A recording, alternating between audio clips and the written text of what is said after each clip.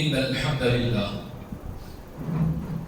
نحمده ونستعينه ونستغفره ونعوذ بالله من شرور أنفسنا ومن سيئات أعمالنا من يهده الله فلا مضل له ومن يضلله فلا هادي له وأشهد أن لا إله إلا الله وحده لا شريك له وأشهد أن محمدا عبده ورسوله أما بعد فإن خير الحديث كتاب الله وخير الهدي هدي محمد صلى الله عليه وسلم وشر الأمور محدثاتها وكل محدثة بدعة وكل بدعة ضلالة وكل ضلالة في النار. أعوذ بالله السميع العليم من الشيطان الرجيم. بسم الله الرحمن الرحيم. يا أيها الذين آمنوا اتقوا الله حق تقاته ولا تموتن إلا وأنتم مسلمون. يا أيها الناس اتقوا ربكم الذي خلقكم من نفس واحدة وخلق منها زوجها وبث منهما رجالا كثيرا ونساء واتقوا الله الذي تساءلون به والأرحام إن الله كان عليكم رقيبا. يا أيها الذين آمنوا اتقوا الله وقولوا قولا سديدا يصلح لكم أعمالكم ويغفر لكم ذنوبكم ومن يطع الله ورسوله فقد فاز فوزا عظيما. قال الله تعالى في القرآن المجيد والفرقان الحميد: إن عدة الشهور عند الله 12 شهرا في كتاب الله يوم خلق السماوات والأرض منها 4 حرم ذلك الدين القيم فلا تظلموا فيهن أنفسكم. معزز سامعین، بزرگان دین، نوجوان ساتھیوں، پیارے بچوں اور پردہ نشین اسلامی ماؤں بہنوں،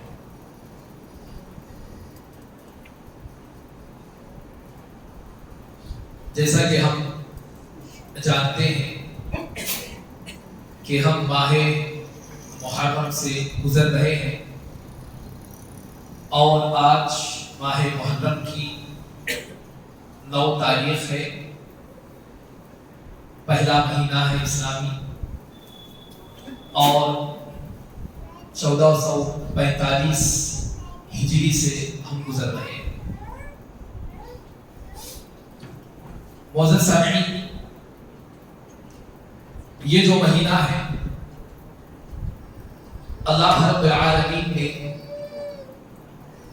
اس مہینے کو محترم قرار دیتے ہوئے قرآن مجید میں بیان فرمایا کہ اللہ رب العالمین کے پاس مہینوں کی تعداد 12 ہے، اور یہ جو مہینوں کی تعداد 12 ہے یہ کب سے ہے اللہ کے پاس؟ جس دن اللہ تعالیٰ نے آسمان و زمین کو پیدا کیا، اسی دن سے، اسی وقت سے یہ مہینوں کی تعداد 12 ہے۔ اور اللہ تعالیٰ نے فرمایا، حقیقت بھی یہی ہے، حق بھی یہی ہے، ذالک الدین القیم، اور مضبوط دین بھی یہی ہے کہ اللہ تعالیٰ نے روز اول سے ہی مہینوں کی تعداد کو 12 رکھا ہے۔ تو یہاں پر یہ غلط فہمی ہماری نظر میں نہیں ہونا چاہیے کہ جو مہینہ ہے، سال ہے، یہ انگریزوں کی طرف سے آیا ہوا ہے، انگریزوں نے تاریخ کو ایجاد کیا ہے، سالوں کا اعتبار انگریزوں کی طرف سے آیا ہے، تو یہ غلط بات ہے۔ قرآن مجید اس کی تردید کر رہا ہے، اور یہ واضح ہے کہ 12 مہینے اللہ تعالیٰ نے جس دن آسمان و زمین کو پیدا کیا اور آسمان و زمین کو باقی رکھنے کے لیے اللہ تعالیٰ نے شمس و قمر کا جو نظام بنایا ہے، جو کہ دن اور رات کے آنے جانے کا سبب ہے، اللہ تعالیٰ نے اس کائنات کے نظام کو منظم رکھنے کے لیے روز اول سے ہی اس نظام کو چلاتے ہوئے 12 مہینوں کی تعداد ہمارے سامنے رکھی ہے۔ اب یہ 12 مہینے کون سے ہیں، اس کی وضاحت قرآن مجید میں نہیں۔ اب جا کے قرآن کھول کے محرم کہاں لکھا ہوا ہے، صفر کہاں لکھا ہوا ہے، ذوالحجہ کہاں ہے، شوال کہاں لکھا ہوا ہے، آپ کو نہیں ملے گا قرآن۔ اس کی وضاحت اللہ کے رسول صلی اللہ علیہ وسلم کے ذریعے سے اللہ تعالیٰ نے فرمایا۔ حضرت ابو بکر رضی اللہ عنہ راوی ہے حدیث کے کہ نبی کریم صلی اللہ علیہ وسلم فرماتے ہیں کہ یہ جو زمانہ ہے گھومتے پھرتے پھر اپنی اصل حقیقت پر آ گیا ہے، اور اللہ تعالیٰ نے 12 مہینے بنائے ہیں، ان میں سے منہا اربعۃ الحرم، 4 مہینوں کو اللہ تعالیٰ نے محترم قرار دیا ہے۔ پھر اللہ کے رسول نے ان 12 مہینوں میں سے 4 مہینوں کے نام بتائے، ایک تو ذوالقعدہ کا بتایا، دوسرا ذوالحجہ کا بتایا، تیسرا محرم کا بتایا، اور چوتھا رجب کا نام بتایا۔ اور اللہ کے رسول نے ان ناموں کی وضاحت کرتے ہوئے فرمایا 12 مہینوں میں سے یہ 4 مہینے ایسے ہیں اللہ تعالیٰ نے ان کی حرمت کو بڑھا دیا ہے، فضیلت کو بڑھا دیا ہے، مقام و مرتبے کو بڑھا دیا ہے، اور اللہ تعالیٰ جب چاہے جس کا مقام بڑھا دیتا ہے اور جس کا مقام چاہتا ہے کم کر دیتا ہے۔ اور یہ چیز صرف دنوں کے تعلق سے نہیں ہے، مہینوں کے تعلق سے نہیں ہے، بلکہ اللہ تعالیٰ نے جن انبیاء کو اس کائنات میں لوگوں کی ہدایت کے لیے بھیجا، ان میں بھی اللہ رب العالمین نے فضیلتیں رکھی ہیں۔ سب سے افضل نبی ہمارے نبی حضرت محمد مصطفیٰ صلی اللہ علیہ وسلم سارے انبیاء میں ہیں۔ اسی طرح اولو العزم جو انبیاء ہیں ان کے نام الگ ہیں، پھر باقی نبیوں کے نام الگ ہیں، اور قرآن مجید میں بھی تقریباً صرف گنے چنے انبیاء کا نام قرآن مجید میں موجود ہے، باقی کسی نبی کا نام موجود نہیں ہے۔ اندازہ تو 1 لاکھ کے اوپر ہے جو کہ انبیاء دنیا میں تشریف لائے، لیکن ذکر آپ کو 24-25 انبیاء کا ہی ملے گا۔ تو جس کا ذکر نہیں کیا گیا تو اس کا مطلب یہ تھوڑی ہوتا ہے کہ اس کا مقام نہیں ہے، مرتبہ نہیں۔ بس اللہ تعالیٰ جو چاہتا ہے، جو مطلوب ہے وہ کرتا ہے، کیونکہ اللہ تعالیٰ کی صفت ہے حکیم، حکمت پر مبنی۔ اللہ تعالیٰ کا ہر فیصلہ، ہر حکم حکمت پر مبنی ہوتا ہے، تو لہذا اللہ تعالیٰ جس کا مقام جب چاہے بڑھا دیتا ہے اور جس کے مقام کو جہاں رکھنا چاہے وہاں پر رکھ دیتا ہے۔ اسی کے ساتھ دوسری اہم بات جو آپ کے سامنے رکھنا مقصود ہے، دیکھیے ہمارے پاس ہر مہینے کے ساتھ کچھ اضافی لفظ کا اضافہ ہے، جیسے کہ محرم الحرام بولتے، صفر المظفر بولتے، رجب المرجب بولتے، شوال المکرم بولتے۔ تو یہ جو اضافی الفاظ ہے کسی صحیح حدیث میں موجود نہیں ہے، یہ ہمارا اضافہ ہے۔ جو حدیثوں میں الفاظ ہے محرم ہے، یہی لفظ آیا ہے، محرم الحرام کا لفظ نہیں آیا کہیں، گرچہ کہ ہم کہہ دیتے رجب کا لفظ ہے، اللہ کے رسول نے رجب المرجب نہیں کہا، شوال المکرم نہیں کہا۔ تو یہ جو اضافی لفظ ہے یہ کسی صحیح حدیث میں موجود نہیں ہے، تو لہذا شریعت میں ہمیں جتنا بتایا گیا ہے اتنی ہی لفظ کا ہمیں استعمال کرنا ہے۔ اور محرم کے معنی آتے ہیں حرمت کے، احترام کے، یعنی کہ اللہ تعالیٰ نے اس مہینے کا نام ہی حرمت والا رکھ دیا ہے۔ باقی مہینے بھی حرمت والے ہیں، رجب بھی حرمت والا ہے، ذوالحجہ بھی حرمت والا ہے، ذوالقعدہ بھی حرمت والا ہے، لیکن ان کا نام نہیں ہے، نام دوسرا ہے۔ لیکن محرم کا جو نام رکھا ہے اللہ تعالیٰ نے حرمت والا ہی رکھ دیا۔ محرم حرمت والا، عظمت والا، احترام والا، قدر والا یہ مہینہ ہے۔ تو لہذا محترم سامعین، سب سے پہلی فضیلت اس مہینے کی یہی ہے کہ اللہ تعالیٰ نے اس مہینے کو محترم مہینوں میں شمار کیا ہے اور اس کا نام ہی محرم رکھ دیا ہے۔ اسی طرح محترم سامعین، دوسری فضیلت ہم جس مہینے سے گزر رہے ہیں اس کی یہ ہے کہ یہ جو مہینہ ہے یہ ایک اعتبار سے شکرانے کا مہینہ ہے۔ کیا شکرانے کا مہینہ کیا مطلب؟ یعنی کہ یہ وہ مہینہ ہے جس میں وقت کے نبی حضرت موسیٰ علیہ السلام نے اللہ کا شکر ادا کیا ہے، اور اللہ کے رسول صلی اللہ علیہ وسلم نے فرمایا کہ افضل الصیام بعد رمضان شہر اللہ المحرم، کہ سب سے افضل روزہ ماہ رمضان کے بعد، کیونکہ ماہ رمضان کے روزوں کے بارے میں ہم جانتے ہیں کہ یہ فرض ہے، کسی بھی حال میں رہنا ہے، لیکن اس کے بعد جتنے بھی روزے ہیں سارے کے سارے نفل روزے ہیں، مستحب روزے ہیں، چاہے تو رکھو نہ رکھو، رکھے ثواب ہے رکھے گناہ نہیں، لیکن اللہ کے رسول نے فرمایا ماہ رمضان کے بعد اگر کسی مہینے کے روزے فضیلت والے ہیں تو وہ محرم کے روزے ہیں، شہر اللہ المحرم، اور اللہ کے رسول نے کہا یہ مہینہ جو ہے اللہ کا مہینہ محرم ہے، یعنی کہ اس مہینے کے بارے میں، اس مہینے کو اللہ کے رسول کی زبانی شہر اللہ کہا گیا ہے، یعنی کہ یہ اللہ کا مہینہ ہے، اللہ کا مہینہ، کیا مطلب؟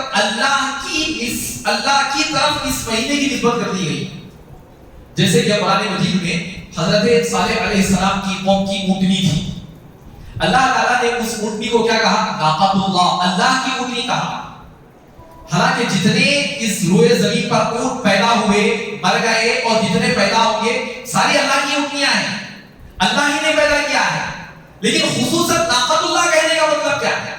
اللہ کی اونٹنی کہنے کا مطلب کیا ہے؟ اللہ کی اونٹنی کہنے کا مطلب یہ ہے کہ اللہ تعالیٰ نے اسے ذرا معزز بنا دیا ہے، مکرم بنا دیا ہے، اس کی فضیلت کو بڑھا دیا ہے، تو لہذا اللہ کی طرف اس مہینے کی نسبت کر کے اللہ کے رسول صلی اللہ علیہ وسلم ہمیں یہ تعلیم دے رہے ہیں، یہ بڑا مقام والا مہینہ ہے، محترم مہینہ ہے، لہذا اس کا احترام حد درجے ہونے چاہیے، حد درجہ اس کا اہتمام ہونا چاہیے، اور اسی طرح یہ جو مہینہ ہے روزوں کا مہینہ ہے، زیادہ فضیلت حاصل کرنے کے لیے اس مہینے میں روزے رہنا چاہیے، اور اس حدیث میں جو ہے عموم ہے، یعنی کہ اس مہینے میں جتنے چاہے روزے رکھ لو فضیلت کو حاصل کر لیں، اس مہینے کے احترام کے سبب، یہ بات یاد رکھیے، عام مہینے میں روزہ رکھنا الگ بات، عام مہینے میں کوئی نیک عمل کرنا الگ بات، لیکن جب اس کو فضیلت دے دی جاتی ہے مہینے کو، تو پھر اس مہینے میں کیے جانے والے عمل کا ثواب بھی بڑھا دیا جاتا ہے، وقت کی فضیلت بڑھ گئی تو اس وقت میں جو عمل کیا جاتا ہے اس کی فضیلت بھی بڑھا دی جاتی ہے۔ اب ہم نارمل مہینوں میں جو روزے رکھتے ہیں، اگر ہم اس مہینے میں روزے رکھیں گے تو یہ جو روزہ ہے اور ثواب ہمیں زیادہ دلوا سکتا ہے، تو لہذا یہ سارے مہینے میں روزہ رکھنا ہے۔ ہاں جہاں تک بات ہے عاشورے کے روزے کی، عاشورہ، یوم عاشورہ، عاشورہ کا مطلب کیا ہے؟ 10واں دن، کیوں 10واں دن کہا گیا، کیوں یوم عاشورہ ہے؟ تو اس کے پیچھے ایک مختصر سی تاریخ ہے کہ اللہ کے رسول صلی اللہ علیہ وسلم کے زمانے میں اور آپ سے پہلے مکہ کے مشرکین اور اہل کتاب سارے جو ہے محرم کی 10ویں تاریخ کو روزہ رکھا کرتے تھے، سارے مشرک بھی روزہ رکھتا تھا، کیونکہ رمضان کے روزے ابھی نہیں آئے تھے، فرض نہیں ہوئے تھے، تو مشرکین بھی روزہ رکھتے تھے، کیونکہ ان کے پاس تاریخ کی اعتبار سے ہی یہ جو دن ہے فضیلت والا تھا، محترم تھا، تو اس کا احترام کرتے ہوئے وہ روزہ رکھ لیا کرتے تھے۔ اللہ کے رسول بھی روزہ رکھتے تھے، پھر اللہ کے رسول صلی اللہ علیہ وسلم کے ساتھ صحابہ نے بھی روزہ رکھا، اور اس کے بعد جب مدینہ تشریف لائے تو اللہ کے رسول روزہ رکھ رہے ہیں، اور پھر اعلان کروایا باقاعدہ کہ جا کے مدینہ کی گلیوں میں جو گھر ہے انہیں جا کر بتا دو کہ یہ روزہ رکھنا ہے، حکم دیا گیا۔ رمضان کے روزے فرض ہونے سے پہلے یہ جو عاشورہ کا روزہ ہے، 10ویں محرم کا روزہ ہے، یہ فرض کا درجہ رکھتا تھا، تو لہذا اللہ کے رسول نے حکم بھی دیا، صحابہ بھی اس پر عامل رہے، اور درجے کی بات تو یہ ہو گئی کہ اپنے صحابہ کرام اپنے چھوٹے دودھ پیتے بچوں کو بھی اس دن کا روزہ رکھوایا کرتے تھے، جب کبھی وہ روتے انہیں بھوک ستاتی تو ان بچوں کے ہاتھوں میں کھلونے دے کر ان کی بھوک کو مٹانے کی کوشش کی جاتی تھی، اس درجے اس دن کا اہتمام کیا جاتا تھا روزہ رکھتے ہوئے۔ لہذا مدینے میں اللہ اللہ کے رسول نے جب اہل یہود و نصارہ کو بھی روزہ رکھتے دیکھا تو معلوم کیا کہ کیا وجہ ہے یہ روزہ کیوں رکھتے ہیں. تو پھر وہاں پر اور ایک بات معلوم ہوئی کہ یہ جو 10ویں محرم کا دن ہے، دراصل اہل کتاب نے کہا کہ یہ وہ دن ہے کہ جب اللہ تعالیٰ نے بنی اسرائیل کو اس وقت کا سب سے بڑا ظالم جابر فرعون کو اللہ تعالیٰ نے نجات دی تھی، فرعون سے نجات دی تھی. موسیٰ علیہ السلام کو اور آپ کے حواریین کو، آپ کے ماننے والوں کو ظالم فرعون سے نجات دی، فرعون کو دریا میں ڈبو دیا اور انہیں دریا پار لگا دیا. تو اسی خوشی میں حضرت موسیٰ علیہ السلام روزہ رکھا کرتے تھے 10ویں محرم کو.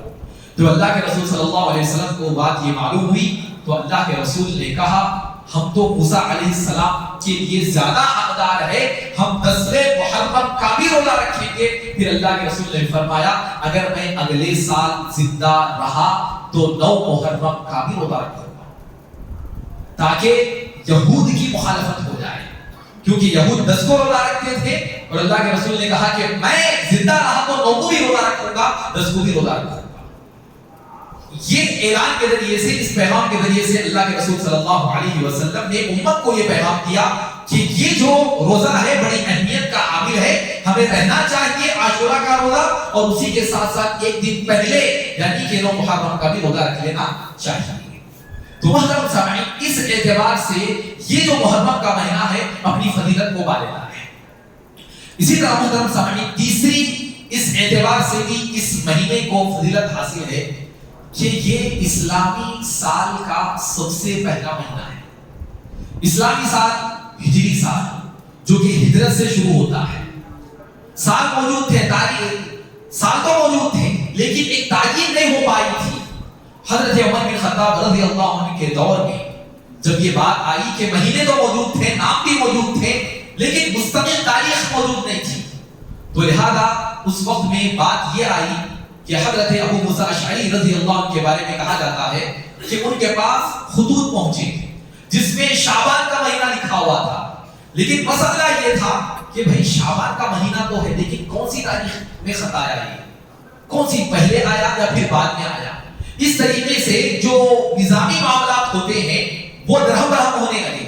تو ابو موسیٰ اشعری نے حضرت عمر بن خطاب کو یہ لکھ کر بھیجا کہ اس طریقے سے تاریخ کو پہچاننے میں دشواری پیش آ رہی ہے، اس کا حل نکالا جائے. تو اسی وقت مجلس مشاورت قائم ہوئی، صحابہ جمع ہوئے. اس کے بعد بات آئی کہ کہاں سے ہم جو ہے اپنی تاریخ کا، اسلامی سال کا آغاز کریں گے. تو لہذا صحابہ کی طرف سے مشورہ یہی آیا کہ جو ہجرت اللہ کے رسول صلی اللہ علیہ وسلم نے اپنے صحابہ کے ساتھ فرمائی تھی تبھی سے ہم اپنی ہجری سال کا آغاز کریں گے. تو لہذا اسی وقت سے ہجری سال کا آغاز ہوا اور یہ جو پلاننگ ہوئی ذوالحجہ کے مہینے میں ہوئی اور محرم کے مہینے میں ہجرت ہوئی تھی. تو لہذا اسی مہینے سے یہ جو محرم کا مہینہ ہے اس کو اسلامی سال کا سب سے پہلا مہینہ قرار دیا گیا. لہذا محترم سامعین دیکھیں اس کو ہجری سال کہا گیا. سوال یہ ہے کہ ہجری سال ہی کیوں بنایا گیا، نبوی سال کیوں نہیں بنایا گیا، میلادی سال کیوں نہیں بنایا گیا؟ بات تو یہ بھی ہو سکتی تھی کہ اللہ کے رسول کی ولادت کو اسلامی سال شمار کیا جائے. ہاں بات تو یہ بھی ہو سکتی تھی کہ نبوی سال کو، نبوت جس وقت اللہ کے رسول کو ملی وہیں سے اسلام کا آغاز ہوا تو اسی سال سے ہمیں اسلامی سال کا شمار کرنا چاہیے. لیکن ان چیزوں کو چھوڑ کر ہجری سال کو یہاں پر اسلامی سال کہنے کا مقصد یہ ہے کہ اس کے پیچھے ایک بہت بڑا پیغام دیا گیا ہے. وہ پیغام کیا ہے کہ یہ جو ہجری سال ہے یہ ہجرت کرنے کے بعد حق و باطل کے درمیان فیصلہ ہو گیا. ایسا معرکہ ہوا، ایسی جنگ ہوئی جس نے حق و باطل کے درمیان واضح لکیر کھینچ دی. جنگ بدر اسلام کی سب سے پہلے جنگ کب ہوئی؟ مکے میں نہیں ہوئی. مکے میں 13 سال رہے، کوئی جنگ نہیں ہوئی. مدینہ کو آئے، دوسرے سال جنگ بدر ہو گئی اور مشرکین نے اپنی سب سے پہلی بدترین شکست کھائی. جنگ بدر میں مشرکین کی ایسی کمر ٹوٹی، اس کے بعد پھر وہ سلیقے سے کھڑے نہیں ہو سکے. اس کے بعد ان کے شکست کا سلسلہ جاری ہو گیا.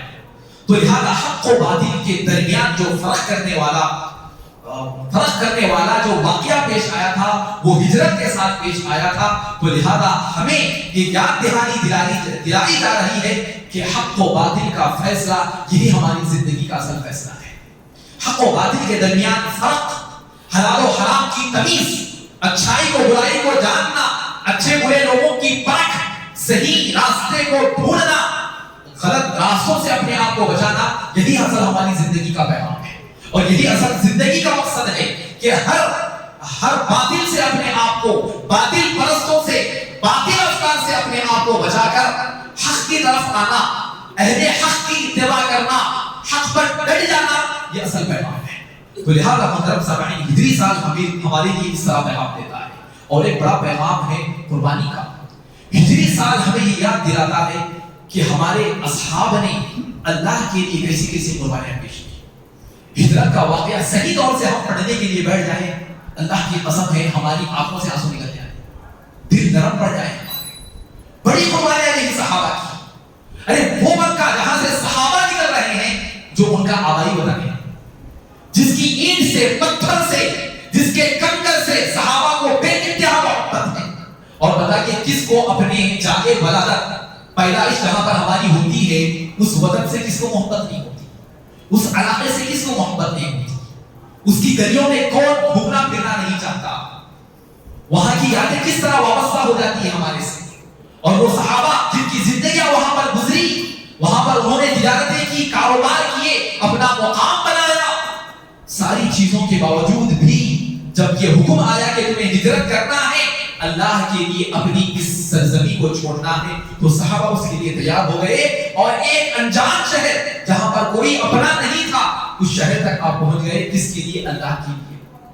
ہر طرح کی قربانی دینے کے لیے تیار ہوئے. تو ہجری سال کے ساتھ ہمیں یہ پیغام ملتا ہے.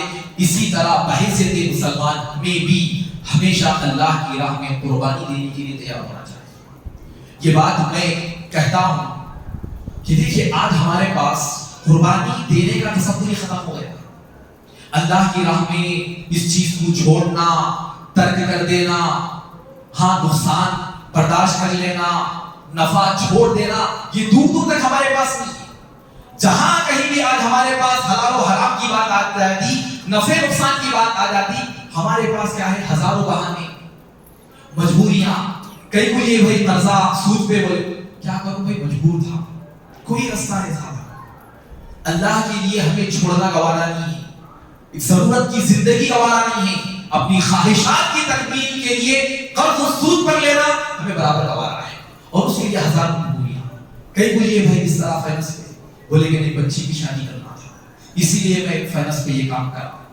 اس طریقے سے ہمارے پاس یہ مثال میں دے رہا ہوں، ہر گناہ کے لیے نعوذ باللہ آج ہمارے پاس ایک مجبوری ہے. ہر گناہ کرنے کے لیے ہمارے پاس ایک بہانہ ہے جس کی اوپر ہم تسلی اپنے دل کو دیتے ہوئے ہر گناہ کرنے کے لیے تیار ہیں. دین کے خاطر ایک جذبہ جو ایک مومن کے دل میں ہوتا ہے آج ہمارے پاس نظر نہیں آتا. فرض نمازیں ادا کرنا ہے ہر حال میں، لیکن ایک فرض نماز کی بات کی جائے تو 10 بہانے انہیں پہ ریڈی رہتے. نہیں یہاں پہ جانا تھا، فلاں کام آ گیا تھا، ارجنٹ تھا، فلاں تھا، نماز چھوڑ. اب دل کو تسلی بھی مل گئی کہ بھائی فلاں کام تھا تو چھوڑا، کام نہیں تو آ جاتا تھا. یعنی کہ نماز اس وقت ادا ہماری ہو پاتی ہے جب ہمارے پاس کوئی کام نہیں ہوتا، گھر میں خالی بیٹھے ہوئے تو پھر مسجد نہیں تو آنے کی ضرورت ہی نہیں ہے. کہیں تو بزی ہے نا، ہم مصروف ہے بھائی، ٹائٹ ہے شیڈیول، بزنس مین ہو گئے، ٹائم نہیں ملتا ہے. اس طریقے کے بہانے بناتے ہوئے آج ہم نے دین کے نام پر قربانی کا تصور ہی ختم کر لیا ہے. تو لہذا محترم سامعین، دین اس طرح بہانے بازی کا نام نہیں ہے، جال سازی کا نام نہیں ہے. اس طریقے سے جھوٹے بہانے بنا کر اپنے دل کو تسلی دینے کا نام ایمان نہیں ہے، بلکہ دین ایمان اسلام چاہتا ہے کہ اللہ کی راہ میں قدم در قدم ہم قربانی کو پیش کرتے ہیں. مالی قربانی دیں، جانی قربانی دیں، وقتی قربانی دیں. نفع نقصان کے اوقات میں اللہ کی رضا کی خاطر کبھی ایسا معاملہ پیش آ جائے کہ ہمیں اپنے دین کو بچانے کے لیے زیادہ نقصان کو برداشت کرنا ہے تو برداشت کر لیں. یہی دین کا اصل مقام ہے. تو لہذا محترم سامعین، یہ ایک اہم بات ہے جو ہجری سال سے ہمیں معلوم ہوتی ہے کہ اللہ کی راہ میں ہمیشہ ہمیں قربانی دینے کے لیے تیار رہنا چاہیے. اسی طرح محترم سامعین، جب اس مہینے جب مہینہ اتنا محرم ہے، مکرم ہے، تو اس مہینے میں ہمیں اپنے آپ پر ظلم کرنے سے باز آ جانا ہے، کیونکہ جب یہ محرم کے مہینوں کا اللہ رب العالمین نے ذکر کیا تو ساتھ ہی فرما دیا فلا تظلموا فیہن انفسکم، کہ تم ان مہینوں میں اپنی جانوں پر ظلم نہ کرو۔ سوال یہ ہے کہ یہ بات کیوں کہی گئی کہ اپنے جانوں پر ظلم نہ کرو؟ ظلم تو کبھی بھی نہیں کرنا ہے، پورا 12 کے 12 مہینوں میں اپنے آپ پر یا پھر کسی پر ظلم کرنا نہیں ہے، پھر ان 4 مہینوں میں کیوں؟ تو محترم سامعین، اس کا جواب یہی دیا گیا ہے کیونکہ یہ مہینے حرمت والے ہیں، احترام والے ہیں۔ اگر ان مہینوں میں تم ظلم کرو گے تو ظلم کی سزا کو بڑھا دیا جائے گا۔ جب اس مہینوں کا احترام بڑھا دیا گیا ہے تو اگر تم کوئی برائی کرو گے، ظلم کرو گے، تو پھر اس کی سزا بھی تمہیں بڑھا کر دی جا سکتی ہے۔ تو لہذا اپنے آپ پر ان مہینوں میں ظلم نہ کرو۔ لہذا ظلم کی ایک تصویر آج ہمارے پاس کیسے آ گئی کہ ظلم کی انتہا ایک یہ ہے کہ اس مہینے کو ہم نے ماتم کا مہینہ بنا دیا ہے۔ کوئی گالوں کو پیٹ رہا ہے، کوئی پیٹوں پر وار کر رہا ہے، کوئی خون بہا رہا ہے، کوئی ناچ رہا ہے، کوئی اچھل رہا ہے، کوئی گا رہا ہے، کوئی گھوم رہا ہے، کوئی جھوم رہا ہے۔ الگ الگ چیزیں آج ہم نے ماہ محرم میں احترام والے مہینے میں سنت پر عمل کرنے کے بجائے کئی بدعتوں کو ایجاد کر لیا ہے۔ نام نہاد مسلمانوں نے دین کی تصویر کو مسخ کرتے ہوئے یہ جو مہینہ تھا جس میں اللہ کا شکر بجا لانا تھا، لیکن انہوں نے اس کی قدر نہ کی اور اس کو انہوں نے ماتم کا مہینہ بنا دیا۔ حالانکہ اللہ کے رسول صلی اللہ علیہ وسلم نے ہمیں یہ بات بتلائی ہے کہ میری امت میں 4 ایسی چیزیں ہیں جس کا تعلق زمانے جاہلیت سے ہے، یہ جاہلوں کا کام ہے، لیکن میری امت اس کو چھوڑنا نہیں چاہیے۔ کرے گی کام کتنا بھی بولو، زمانے جاہلیت میں ہوئے سو کام ہے، جاہلوں نے یہ کام کیا ہے، لیکن اللہ کے رسول نے کہا کہ میری امت اس کو چھوڑے گی نہیں۔ ان میں سے ایک کیا ہے؟ النیاحہ، ماتم کرنا، گال پیٹنا، رونا، چیخنا، چلانا۔ اور اللہ کے رسول صلی اللہ علیہ وسلم نے یہاں تک فرمایا کہ اگر کوئی عورت، جس میں مرد بھی شامل ہے کیونکہ عورتیں زیادہ روتی ہیں، چیختی ہے، چلاتی ہے، کہ اگر کوئی روتا ہے کسی کی وفات پر، کسی کی شہادت پر، چیختا ہے، چلاتا ہے، سینہ کوبی کرتا ہے، تو اللہ کے رسول نے فرمایا اس طرح کرنے کے بعد اذا لم تتب قبل موتها، اگر وہ توبہ نہ کرے اور اسی حال میں اس کو موت آ جائے تو اللہ کے رسول نے فرمایا کل قیامت کے دن اس کو تارکول کا، ڈامبر کا، جو روڑوں پہ ڈالتے ایسے ڈامبر کا لباس پہنایا جائے گا، اور ان کے منہ اور ایسے لوگوں کے لیے ایک بیماری والا لباس انہیں زیب تک کر دیا جائے گا۔ یہ وعید ہے جو اللہ کے رسول صلی اللہ علیہ وسلم نے کسی کی موت پر یا پھر شہادت پر یا پھر وفات پر رونے اور چیخنے کی وجہ سے یہ وعید بیان فرمائی ہے۔ اسی طرح اللہ کے رسول نے فرمایا لیس منا، ہمارا تعلق نہیں ہے ایسے لوگوں سے جو منتظم الخدود، جو اپنی گالوں کو پیٹتے ہیں، وشق الجیوب، اور اپنے گرہوانوں کو چاک کرتے ہیں، ودعوى بدعوى الجاہلیہ، اور جاہلیت کے دعوے کرتے ہیں۔ تو یہ ایسے لوگ ہیں جن سے ہمارا کوئی تعلق نہیں ہے۔ تو لہذا محترم سامعین، اللہ کے رسول صلی اللہ علیہ وسلم کی جب یہ واضح تعلیمات ہیں کہ کسی کی وفات پر، یہاں پر یہ خاص نہیں کیا گیا کہ کوئی بڑا رہے تو اس کی وفات پہ رو سکتے، چیخ سکتے، چلا سکتے، نہیں، اللہ کے رسول نے عام بات بیان فرمائی کہ جو بھی ایسا کرے گا، جس کسی کی وفات ہو، جس کسی کی شہادت ہو، اگر ایسا کرے گا تو پھر وہ ہم میں سے وہ نہیں ہے، ہمارے طریقے پر نہیں ہے، اور ایسا شخص حرام کام کرنے کے لیے آگے بڑھ رہا ہے اور اس احترام والے مہینے میں اپنی جانوں پر ظلم کر رہا ہے۔ اسی طرح محترم سامعین، دوسری اہم بدعت جسے ہم کہہ لیں یا پھر بڑا جرم کہہ لیں جو اس مہینے میں خصوصاً ان دنوں میں کیا جاتا ہے، وہ ہے صحابہ کو گالی دینا۔ یہ بہت بڑا گناہ ہے۔ اللہ کے رسول صلی اللہ علیہ وسلم نے یہ بات واضح طور پر بیان فرما دی، اور یہ صحابہ کا مقام ہے، مرتبہ ہے کہ ان کے ایمان کو ہمارے لیے معیار قرار دیا گیا۔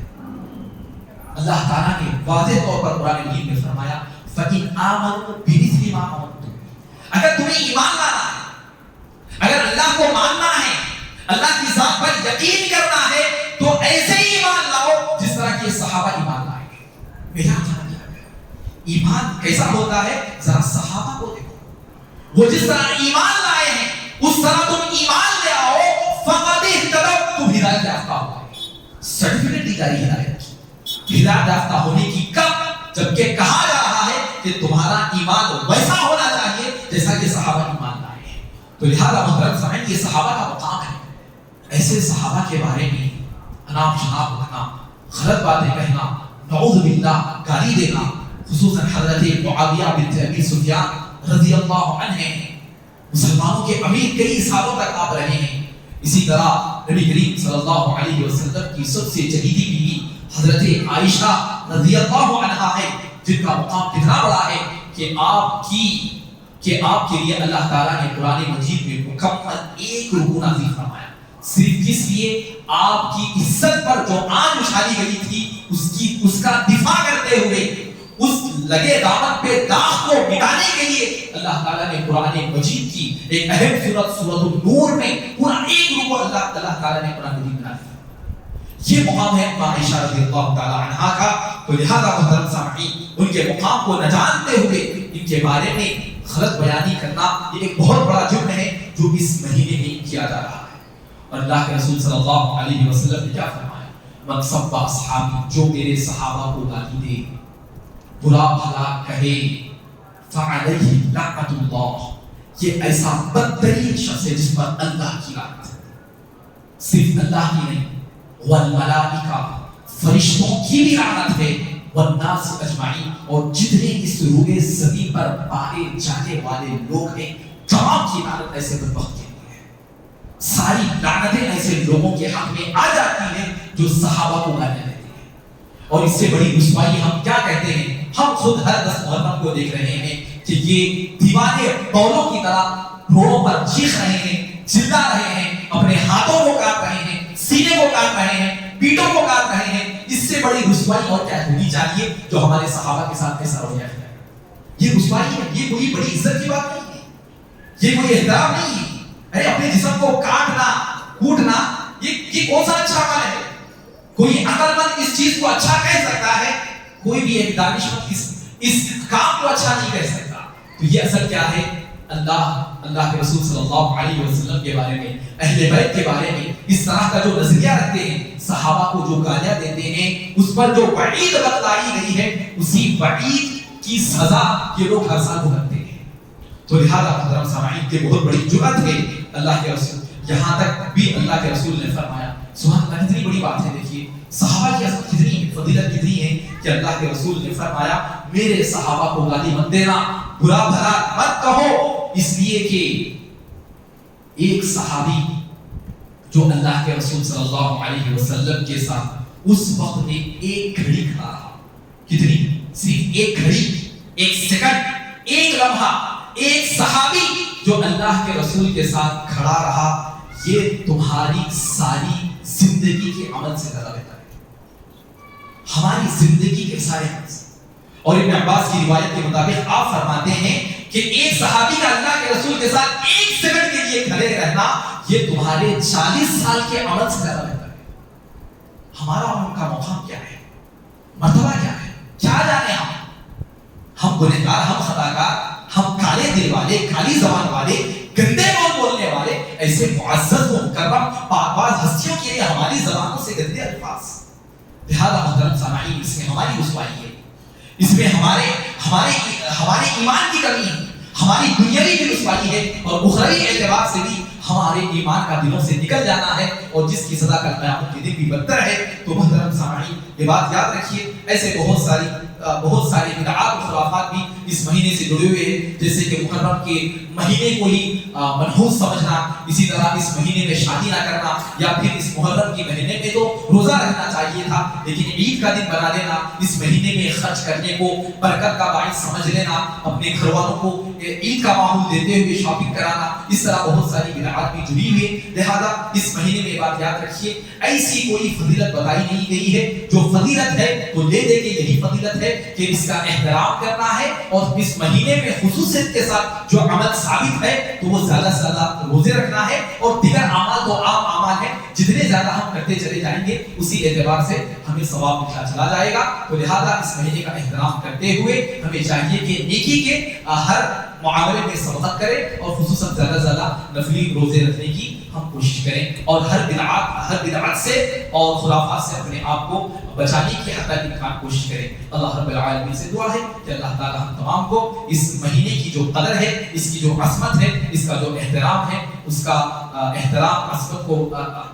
احترام اور اس کی عظمت کو اجاگر کی اللہ تعالی ہم تمام کو توفیق بخشے اور ہر نیکی کے معاملے میں اس مہینے میں سبقت کرنے کے ہم تمام کو توفیق دے. آمین ثم آمین. بارک اللہ لنا ولکم فی القرآن العظیم ورفعنا وإياکم إلى ذکر الحکیم انہ تعالی جواد کریم رحیم.